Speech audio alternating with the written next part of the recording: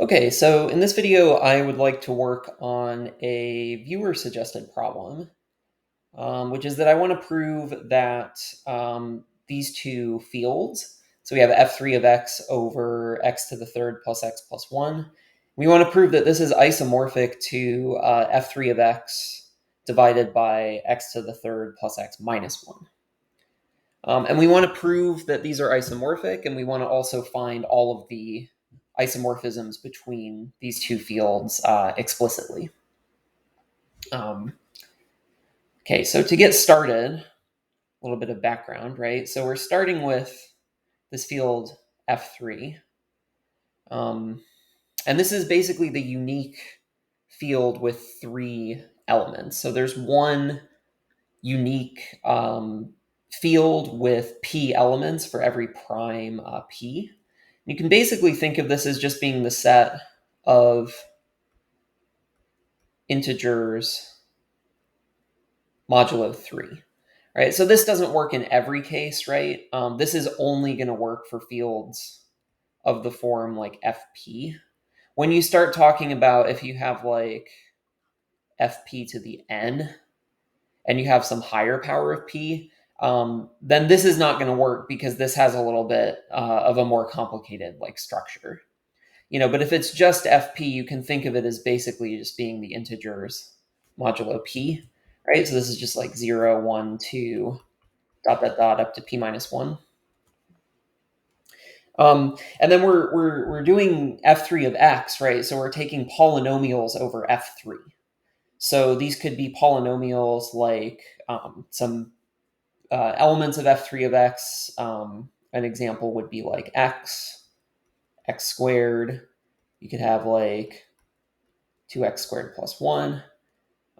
You can't really have like 4x squared, right? Because this isn't really an element of f3 over here. But basically any polynomial, so like this one isn't allowed. But any polynomial that just has coefficients from here, from f3, is an element of this this ring up here. So hopefully that's clear. Okay, so then what are we doing? So we're dividing out by this ideal, right? So we're dividing out by x to the third plus x plus 1, and that's giving us a new field, right? So we're taking this polynomial x to the third plus x plus 1, and we're taking the ideal that it generates, right? And we're dividing out by this ideal. And so what this will give us, like this is going to give us a field, and it turns out that it's only going to give us a field specifically because this polynomial that we're dividing out by is irreducible. So that's kind of an important detail. But basically, what this is going to end up looking like is, it's going to end up looking something like this, right? So when you divide out by an irreducible polynomial, what you get is isomorphic to a new field, which is kind of like your base field adjoined this new element, right? And you can think of this element alpha as being like the representative of x, right? So the actual isomorphism between these fields is given by sending x to alpha. And so you can kind of think of alpha as like the representative of x, or you could write like alpha is equal to x bar, something like that. And this new element alpha has the property that it's actually a root of this polynomial, right? So alpha to the third plus alpha plus 1 is equal to 0. And so this new field is f3 adjoin alpha, right? So it's every basically polynomial in alpha where the coefficients of the polynomial live in f3.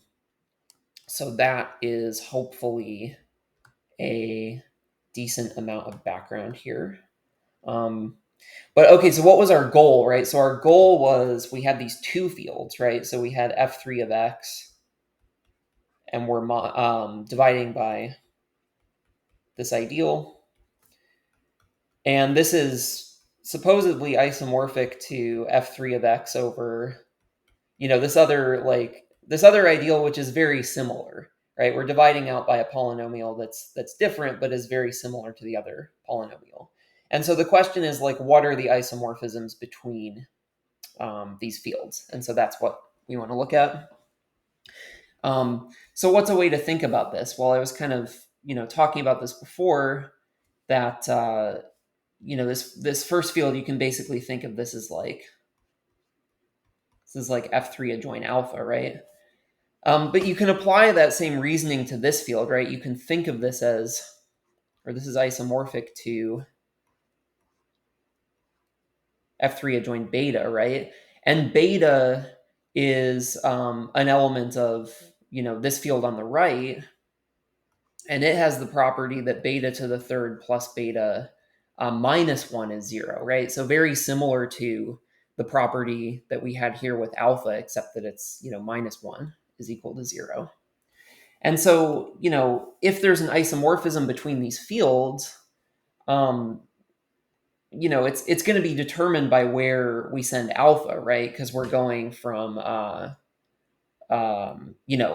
this field adjoined alpha to this field adjoined beta. And so kind of like the critical information is like, where do we send alpha?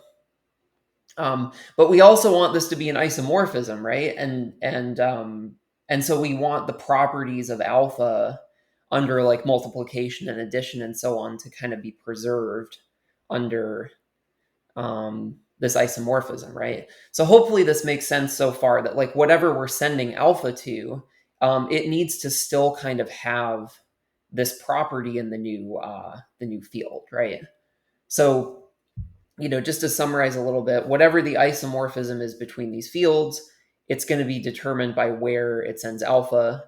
Where we're sending alpha is going to look something like this. So it'll look like a beta squared plus b beta plus c. And, maybe I'll call this like q.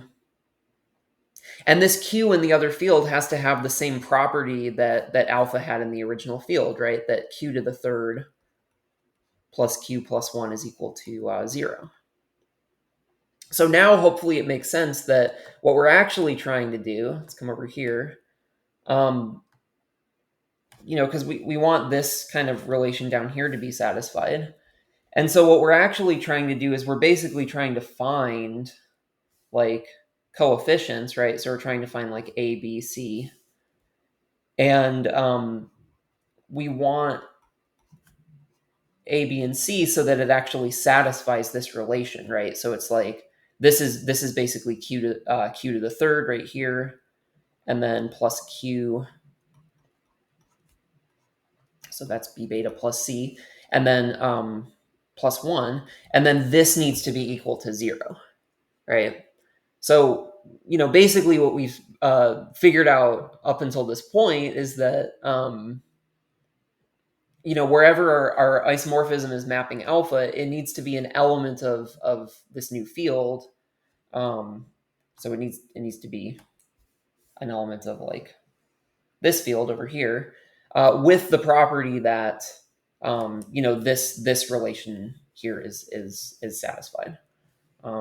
So hopefully that makes sense so far. And what I'll do in the next video is I'll go through the steps of actually solving this relation.